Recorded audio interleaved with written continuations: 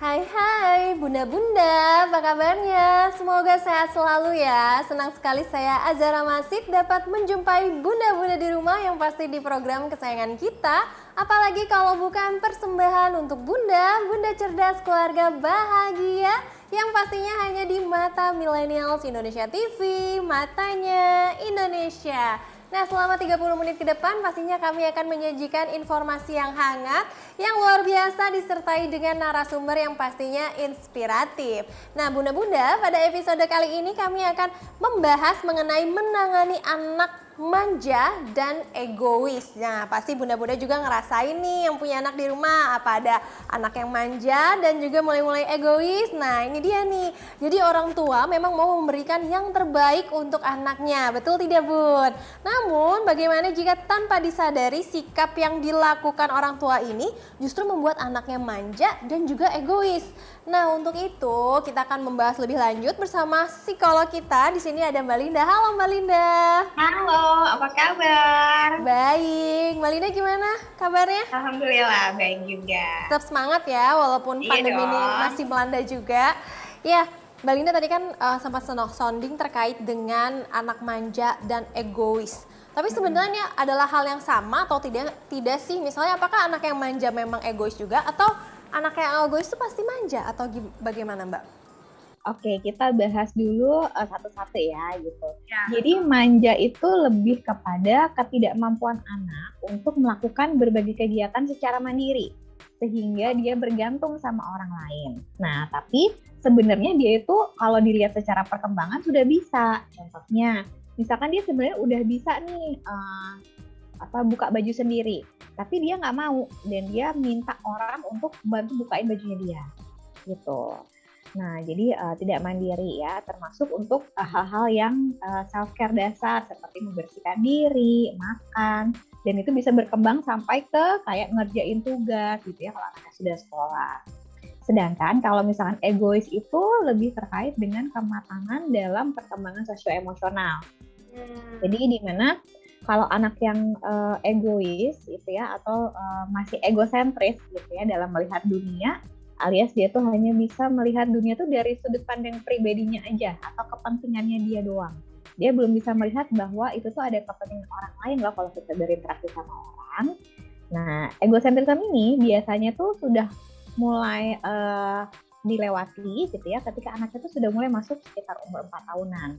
Jadi kalau anak-anak yang masih egosentris ini ya yang tidak berkembang, maka dia jadi tidak peduli dan nggak mau tahu dengan kepentingan orang lain gitu.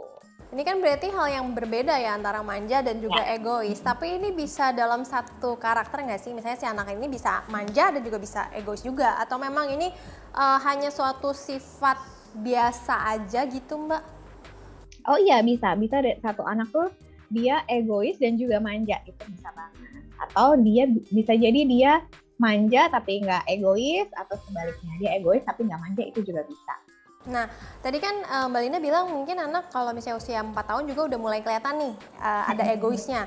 Nah, tapi kan itu kan masalah egois nih. Tapi kalau misalnya manja, sebenarnya kan anak balita mungkin itu kan perlu perhatian lebih dari orang tuanya. Misalnya contohnya tadi seperti membukakan pakaian, seperti memakaikan baju. Apakah memang ketika dia memang sudah dirasa sudah bisa, nah orang tua ini tidak sepatutnya untuk terus-terus membantu si anaknya untuk melakukan hal tersebut? Atau memang ya udah ketika dia udah bisa ya udah kamu kalau mau pakai baju, kamu kalau mau udah bisa mau pakai sepatu ya udah kamu pakai sepatu gitu. Dibiarkan Iya, gitu jadi saja atau tetap didampingi terus gitu sama orang tua sehingga iya, menjadikan jadi manja. aku ralat sedikit ya. Jadi usia 4 tahun itu berkembang, maksudnya si egosentrisnya itu sudah mulai berkurang gitu ya. Jadi dia sampai umur 4 tahun itu biasanya masih sangat egosentris gitu ya, masih melihatnya dari sudut pandang dia doang, tapi ketika sudah lebih dewasa dari itu maka akan berkembang menjadi lebih bisa melihat dari kepentingan orang lain gitu. Nah, terkait tadi kemandirian anak, karena kita bicara manja itu terkait dengan kemandirian, maka kalau misalkan kita mau anak kita jadi anak yang mandiri, ketika tadi kayak Mbak Zara bilang, anaknya udah bisa kok misalnya pakai sepatu sendiri. Terus kita sebagai orang tua harus gimana gitu. Nah, kita harus kasih anak ini kesempatan untuk bisa mencoba segala sesuatunya gitu ya, terutama yang terkait sama kebutuhan dasarnya dia. Nah, kalau anak masih belajar, itu kan wajar ya kalau gagal-gagal, misalnya masang sepatu satu atau dua kali kebalik gitu. Nah, itu kita tinggal kasih taunya pun juga bukan yang langsung nyalahin anak gitu. Kayak gimana sih sepatunya kebalik tuh, nggak gitu. Tapi minta anak untuk cek, kakak coba lihat itu sepatunya kiri dan kanannya udah betul atau belum ya. Jadi biar anak belajar juga untuk mengevaluasi dirinya sendiri gitu, menerima bahwa oh iya salah tuh nggak apa-apa gitu, salah itu bukan berarti aku anak yang buruk. Nah, setelah itu bisa diperbaiki. Jadi anak juga punya rasa bahwa oh aku tuh bisa belajar loh, aku bisa walaupun aku melakukan kesalahan tapi aku bisa memperbaiki dan melakukan dengan lebih baik lagi. Nah, itu nanti kemandirian dia akan perlahan-lahan jadi semakin terbentuk. Jadi tetap harus didampingi dan juga diberikan komunikasi yang baik juga sama anak. Kalau misalnya anaknya salah, dibetulkan juga secara baik-baik gitu. Nah, kalau kita ngomongin manja pada anak itu kan sebenarnya banyak ya, maksudnya luas juga. Anak itu anak yang usia berapa nih? Balita, SDK, atau memang sudah mulai tahap remaja. Nah, bahkan juga kadang ada juga nih orang tua yang mungkin anaknya pengennya disuapin gitu ketika udah sekolah, kan sering kali gitu ya, apalagi anak-anak perempuan. Nah, terus bunda-bunda di rumahnya juga ya merasa biasa saja gitu suapinin anak gitu. Apakah memang itu dalam emosional dan juga ekspresinya orang tua tuh karena orang tua sayang sama anak, sebegitu memperhatikan anak, ataukah memang ya anak ini memang sudah terbiasa dari kecil memang kalau misalnya mau makan disuapinin terus gitu? Iya, kenapa anak jadi manja itu penyebab utamanya adalah anak nggak dikasih kesempatan buat berlatih mandiri. Gitu, karena kemandirian itu nggak bisa tiba-tiba, itu harus dilatih. Nah, sayangnya kadang-kadang nih kita nih ya para ayah bunda di rumah suka terjebak dengan aduh kasihan masih kecil gitu ya. Kasihan masih kecil kalau makan sendiri. Nah, tapi umur berapa? Kalau misalkan dia masih umur 1,5 tahun gitu ya, atau baru 2 tahun, dia sebenarnya udah bisa loh makan sendiri. Tugas kita sebagai orang tua adalah memastikan bahwa jumlah asupan gizinya terpenuhi. Kalau misalkan makannya lebih banyak yang tumpah daripada yang masuk mulut, maka kita bantu untuk suapin yang jumlah yang tidak masuk itu gitu. Tapi kalau misalkan anaknya disuapin terus kita berharap suatu hari nanti anaknya juga kalau udah gede mandiri sendiri, belum tentu gitu ya, karena nggak pernah dilatih gitu. Jadi kenapa anak nggak mandiri? Karena kita sebagai orang tuanya yang nggak ngasih kesempatan gitu ya. Ya bisa jadi karena memang kita sayang banget ya tadi, kasihan gitu, atau juga karena kita nggak sabar gitu, nggak sabar. Aduh kalau makan sendiri lama, ya namanya juga belajar gitu kan. Nah itu yang bisa dikatakan juga sebenarnya ada kesalahan dari parentnya juga dong, misalnya karena dia tidak maksudnya mereka selalu mendampingi anaknya terus tapi tidak membiarkan untuk mandiri atau memberikan anak untuk mengeksplor lebih lanjut seperti itu ya. Berarti jadi bunda-bunda di rumah juga harus perhatiin nih, jangan karena terlalu sayang sama anak, terlalu matiin anak, nanti malah efeknya buat tumbuh kembang anak menjadi tidak mandiri bunda-bunda. Nah, selanjutnya kira-kira kalau kita pengen tahu nih Mbak Linda, ciri-ciri anak yang manja itu kira-kira seperti apa sih? Apakah mungkin dari hal-hal yang kecil yang tadi, atau misalnya memang ada dari kata-kata? Mungkin dari kata-kata ada yang mungkin istilahnya kalau anak zaman sekarang tuh kayak menye-menye gitu, gimana sih? Maksudnya kalau ngomong sama orang tuanya aku mau ini, sampai akhirnya terpaksa orang tua ngebeliin gitu. Apakah memang seperti itu, atau memang kayak hal-hal yang seperti tadi yang sepatutnya dia bisa mandiri, tapi anak-anak ini tidak bisa mandiri karena orang tuanya selalu mensupport atau menyokong dengan membantu terus-menerus gitu? Oke, yang pertama ciri-ciri anak yang manja yang bisa kita lihat dengan mudah adalah dia kalau kita bandingkan dengan tahap perkembangannya harusnya sudah bisa melakukan hal tersebut. Atau kita tahu bahwa anak kita sebenarnya sudah pernah bisa. tapi dia nggak mau dan selalu minta tolong orang lain untuk bantu dia untuk melakukan itu. Itu yang pertama. Yang kedua, anak ini kurang punya keinginan untuk berkembang. Jadi dia tuh orientasinya tuh cuman pada hasil aja gitu. Pokoknya yang penting misalnya nih ngerjain tugas gitu. Yang penting tugasnya selesai. Mau itu aku sendiri yang ngerjain, mau mamah yang ngerjain, aku nggak peduli. Aku pokoknya maunya tugas aku selesai gitu ya. Dia juga nggak peduli apakah dia menjadi lebih pintar atau tidak, dia jadi lebih bisa atau tidak, dia nggak peduli. Yang penting misalkan output yang diharapkan apa, ya udah yang penting itu terwujud. Mau aku yang ngerjain atau bukan nggak masalah. Nah yang ketiga yang bisa kita lihat dengan mudah salah satunya adalah tentang emosi dan daya tahannya itu pendek kalau misalkan menghadapi tantangan. Jadi gampang nyerah, menghadapi challenge gitu ya atau tantangan itu kayak aku nggak bisa gitu, aku nggak mau padahal nyoba aja belum gitu ya. Gitu. Itu salah satu yang kita bisa lihat di keseharian. Oke, nah tapi Mbak Linda sebenarnya banyak banget nih yang pengen saya tanya, tapi kita mau break sebentar ya. Nah buat pemirsa di rumah dan juga bunda-bunda di rumah tetap saksikan persembahan untuk Bunda.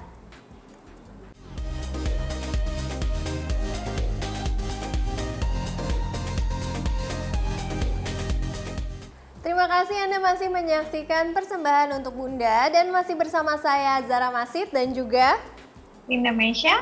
Iya Mbak Linda, nah tadi kan berarti sebenarnya penting sekali orang tua untuk ngajarin anaknya sedari dini agar lebih mandiri dan supaya anaknya juga tidak manja, karena ternyata efeknya juga tadi seperti yang sebelumnya Mbak Linda sebutkan banyak sekali ya. Nah tapi kan setiap orang tua ini pasti mau memberikan yang terbaik untuk anaknya, betul tidak nih Bun? Tapi seberapa wajar atau batas standar orang tua ini untuk memberikan semua yang diinginkan anaknya nih Mbak Linda? Oke, menarik nih ya pertanyaannya. Terus kapan kita harus ngasih sama enggak gitu ya Mbak Zara? Ya, betul. Nah, yang pertama ya Bunda bisa coba lihat dulu. Coba dipertimbangkan apakah hal yang diminta sama anak itu adalah hal yang memang dia butuhkan atau cuma dia pengen aja. Gitu. Kenapa? Karena anak itu perlu dilatih untuk bisa membedakan mana yang dia butuhkan gitu ya, memang dia memerlukan hal itu untuk melakukan sesuatu gitu ya, misalnya untuk tugas atau untuk bikin sesuatu, atau dia cuman sekedar keinginan gitu ya.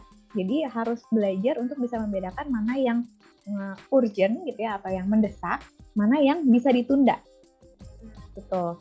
Nah jadi sebenarnya nggak ada yang salah dengan orang tua itu memprovide apa yang diinginkan sama anak, tapi caranya mesti tepat gitu ya. Karena nggak semua hal itu, anak harus belajar bahwa nggak semua keinginannya harus terpenuhi sekarang juga. Gitu, bahwa harus ada usaha misalnya, atau dia harus menunggu mana yang jadi prioritas dan tidak. Nah itu bisa banget diajarkan sejak dini gitu ya, dari sejak umur 3-4 tahun itu sudah mulai bisa diajarkan. Berarti bunda-bunda harus ngajarin dari kecil ya, bahkan sedini mungkin, karena ternyata usia 2 tahun, 3 tahun itu adalah tahap yang paling penting ya untuk mengajarkan anak supaya lebih mandiri dan juga tidak manja. Iya, seperti itu. betul. Nah, tapi kalau misalnya pola asuh yang bunda-bunda harapkan di rumah ini yang seperti apa sih yang sehingga membuat anak itu menjadi manja?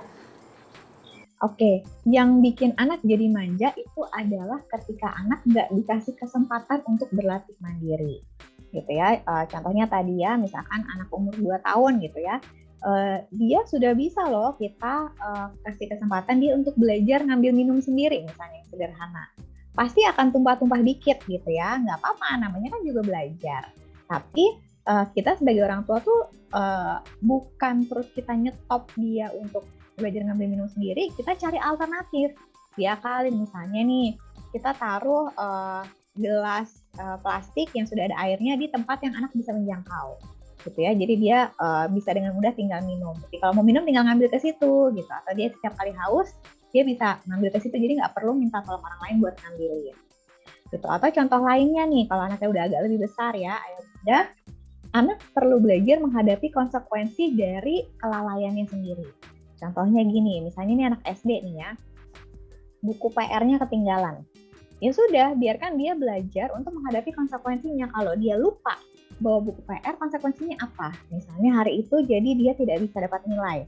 Gitu ya, nilainya baru bisa dikasih besok tapi berkurang, ya nggak apa-apa.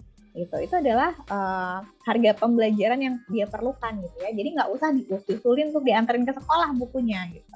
Biarkan anak belajar untuk bertanggung jawab dan tahu konsekuensi dari tindakannya. Karena kalau misalkan tiap kali bukunya ketinggalan dianterin segala macam, anak jadi merasa bahwa oh nggak apa-apa kok gitu ya, aku nggak perlu jadi orang yang teliti, aku nggak perlu berusaha untuk disiplin. Toh kalau misalnya aku melakukan kesalahan atau kegagalan, aku akan selalu ini kok ada orang yang akan mengatasi masalahku gitu. Tapi benar juga loh Mbak Linda yang masalah misalnya mengantarkan buku ke sekolah itu kayaknya mungkin sering kali gitu ya anak-anak itu menyepelekan gitu. Hal yang seharusnya menjadi tanggung jawab sehingga itu menjadi tanggung jawab orang lain untuk mengatasi problematik tersebut.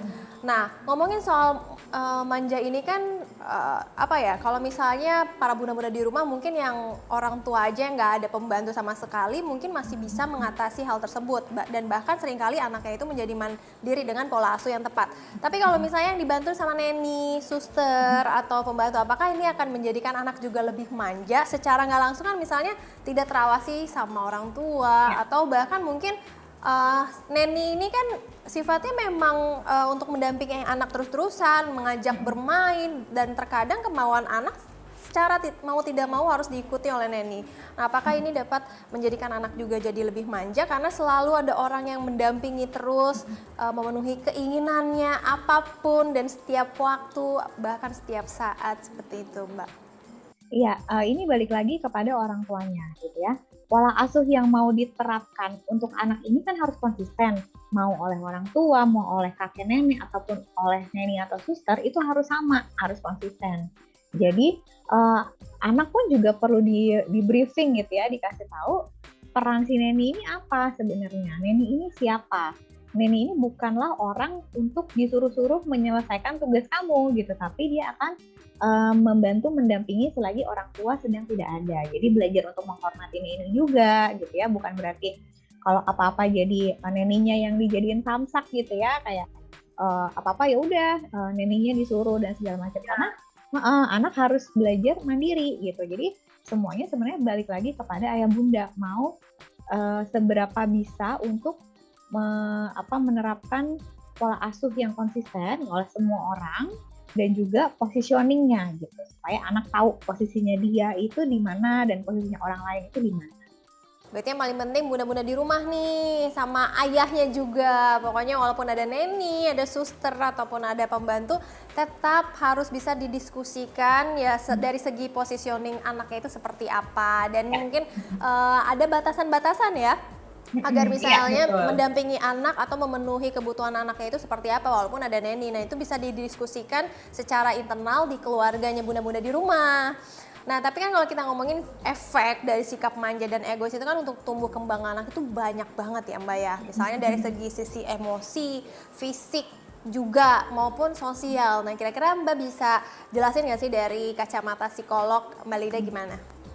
Iya, betul banget ya Mbak Zara, memang efeknya tuh jadi panjang gitu. Kalau misalkan dari sisi fisik aja gitu ya, kalau misalkan anak kita manja gitu ya, nggak mau gerak gitu kan, otomatis anak kita jadi kurang untuk bergerak gitu. Jadi apa-apa mageran gitu. PW, kalau zaman anak sekarang tuh PW, posisi enak gitu. PW banget ya, nggak mau apa-apa minta tolong, apa-apa nyuruh gitu. Terus juga jadinya secara kecerdasan pun kemampuan dia untuk menganalisa masalah, berpikir kritis itu jadi kurang terstimulasi, karena kalau ketika dia menghadapi sendiri masalahnya atau menghadapi sendiri tantangannya, kan kemampuan berpikir akan berkembang. Lah kalau dia nggak pernah dilatih untuk itu, ya nggak berkembang akhirnya. Nah, dari sisi emosi juga kan dia jadi kurang banyak untuk belajar bagaimana sih caranya saya untuk berinteraksi dengan orang lain. Bagaimana caranya saya menghandle emosi saya ketika saya gagal, ketika saya salah gitu. Nah, kalau dari sisi sosial tentunya anak-anak manja ini nggak disukain ya sama teman-temannya gitu, karena kalau main bareng misalnya kesenggol dikit terus langsung ngadu-ngadu gitu ya. Bukan berarti nggak boleh ngadu, tapi ada porsinya gitu kan sebenarnya. Jadi orang kan jadi males main sama Zara misalnya, soalnya Zara dikit-dikit manggil mamanya, dikit-dikit nangis gitu. Otomatis kan jadi anak-anak jadi nggak nyaman kan main sama anak-anak kita. Kurang lebih seperti itu yang paling sering terlihat. Berarti sebenarnya manfaatnya banyak banget ya, khususnya untuk tumbuh kembang anak. Selain bisa mengontrol emosi, anak juga dalam interaksi sosialnya juga jadi lebih bijak ya, lebih wise gitu terhadap sesama dan lebih toleran juga efeknya, bener ya. Tapi kalau misalnya kita ngomongin hal yang jeleknya nih, maksudnya negatifnya, dampaknya, kalau misalnya memang anak itu manja dan bahkan egois, kira-kira ini gimana Mbak? Oke, yang pertama kalau anak kita bermasalah, yang harus evaluasi pertama adalah orang tuanya dulu. Gitu, karena anak itu ibaratnya kertas putih ya, gitu. Dia tidak akan melakukan sesuatu kalau tidak terkondisikan. Nah, yang mengkondisikan itu adalah lingkungan dan orang tua.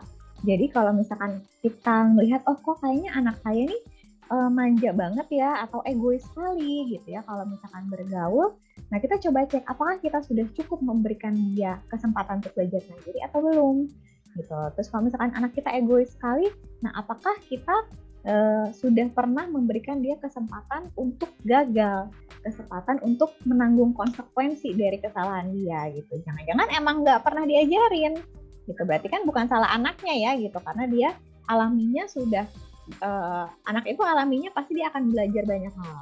Nah, seringkali kita sebagai orang tua nih, ayah bunda yang suka hilaf gitu ya, karena tadi balik lagi misalkan entah males, nggak mau repot dan sebagainya, kita jadinya membuat anak kita nggak berlatih gitu. Jadi caranya adalah ya dikasih kesempatan untuk belajar.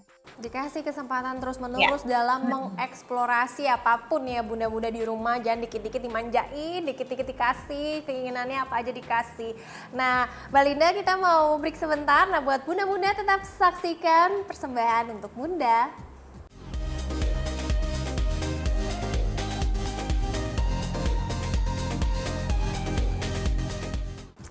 Kembali lagi di persembahan untuk Bunda dan masih bersama saya Azahra Masid dan juga Linda Maisha.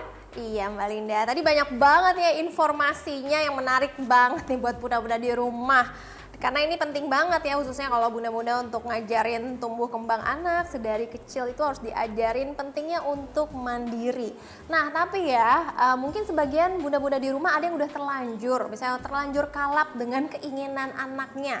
Misalnya terlanjur apa-apa dibeliin kebutuhannya ini itu dan segala macam. Nah itu bagaimana Mbak untuk memulai kembali untuk ngajarin anaknya supaya lebih mandiri dan tidak manja? Karena kan agak susah ya, mungkin yang tadinya terbiasa makan disuapin atau yang tadinya biasa apa-apa aja tuh misalnya dibeliin sama neninya ke warung. Padahal sebenarnya udah gede, udah bisa beli sendiri gitu. Nah itu bagaimana cara menyikapinya sebagai orang tua dan agar untuk mengajarkan anaknya lebih mandiri walaupun terbilang sudah telat.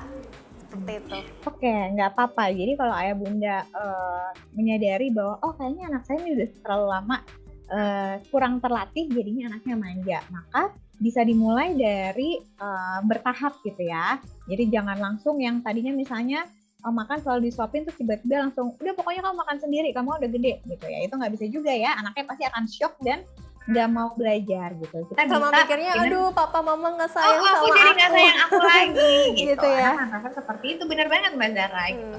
Nah jadi kita emang perlu bertahap gitu dengan pendekatan yang positif. Misalnya kakak coba yuk mulai belajar makan sendiri gitu. Nih ditemenin, kita makannya bareng-bareng. Mama makan suap sendiri, papa suap sendiri, kakak juga suap sendiri gitu ya. Gitu, nanti ketika anak sudah mulai melakukan ya entah mungkin masih gagal-gagal sedikit ya, mungkin masih berantakan atau susah nyendok dan sebagainya, nggak apa-apa gitu, kayak oh iya nggak apa-apa kok kalau misalkan belum bisa melakukan dengan sempurna, namanya juga masih belajar gitu. Jadi itu yang perlu kita tekankan kepada anak supaya keinginan anak, motivasi anak untuk belajar mandiri itu tetap ada gitu. Jadi nggak patah hati lah anaknya. Berarti langkah awalnya itu adalah dengan brainstorming terlebih dahulu kepada anaknya, seperti itu Mbak. Baru mulai dilakukan praktek sedikit demi sedikit agar tidak keterusan gitu. Misalnya kalau yang tadinya nyuapinin, dikasih tahu secara perlahan terlebih dahulu. Nah kemudian baru sedikit demi sedikit mamahnya mungkin tetap diliatin kali ya biar anaknya Iya. makan sendiri dan kemudian selanjutnya dilepas. Jadi harus ada step by stepnya ya Bun, jangan salah langkah Iya, deh pokoknya betul. buat pola asuh anak supaya bisa lebih mandiri lagi. Nah, kita kan kalau ngomongin orang tua juga banyak ya, pola asuhnya juga berbeda-beda, ilmu parentingnya juga berbeda-beda. Nah, ada orang tua yang mencubit atau memukul jika anaknya ini manja dan bahkan tidak nurut. Nah, ini bagaimana dan apa efek psikologisnya untuk anak? Ya, mungkin anak juga kan nggak ngerti gitu, karena apalagi yang usianya masih rentan, yang masih dalam golden age gitu. Itu gimana Mbak? Oke, yang pertama, melakukan tindakan kekerasan untuk mengontrol anak itu adalah bukti ketidakmampuan orang tua dalam berkomunikasi, terutama komunikasi dengan anak ya, dan ketidakmampuan untuk mengontrol emosinya sendiri. Jadi di sini kita tekankan bahwa yang salah ini orang tuanya, bukan anaknya. Gitu ya. Tidak ada anak yang sedemikian bandelnya sampai harus dipukul kalau enggak memang dipolakan seperti itu. Gitu. Itu yang pertama.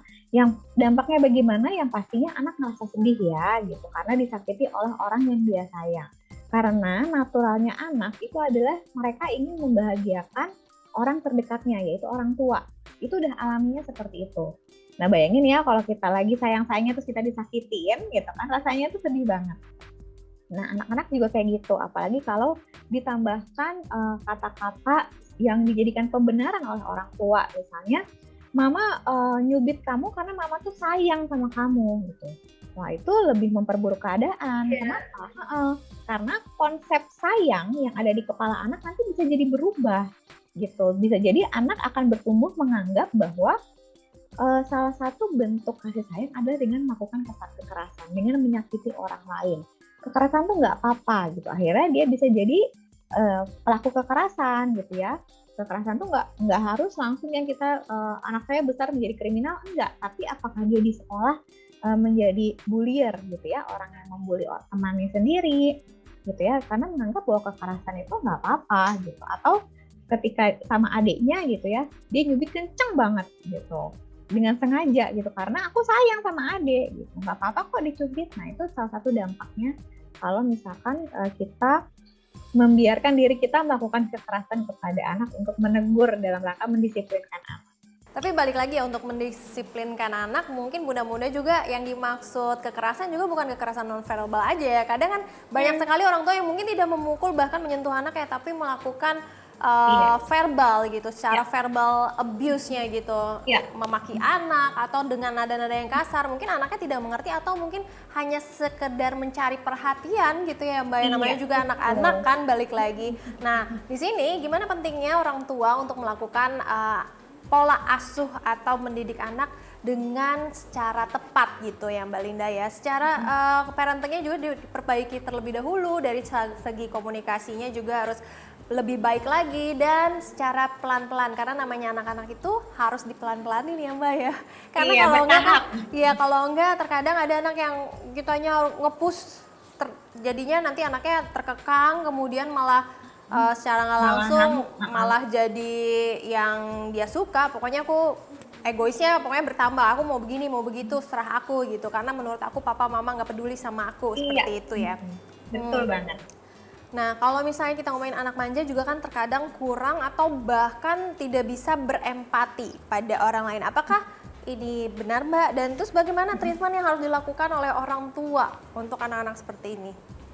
Iya betul, jadi kalau anak-anak yang manja gitu ya, apalagi semakin besar gitu ya, dia semakin ya pokoknya semua orang tuh hadir untuk membantu saya gitu. Pokoknya ya saya tuh harus dibantu dalam apapun yang saya butuhkan gitu. Jadi empati kepada orang lain pun juga bisa jadi berkurang gitu ya, kurang mencukupi. Nah apa yang harus dilakukan orang tua? Ya orang tua perlu melatih gitu ya, melatih berbagi, melatih anak untuk belajar mengalah gitu. Karena kalau anak-anak manja kan agak sulit ya untuk mengorbankan kepentingan dirinya bagi orang lain gitu. Jadi treatmentnya adalah diberikan kesempatan untuk belajar mandiri gitu. Nanti akan dengan sendirinya terlatih untuk bisa melihat dari sudut pandang orang lain dan sebagainya.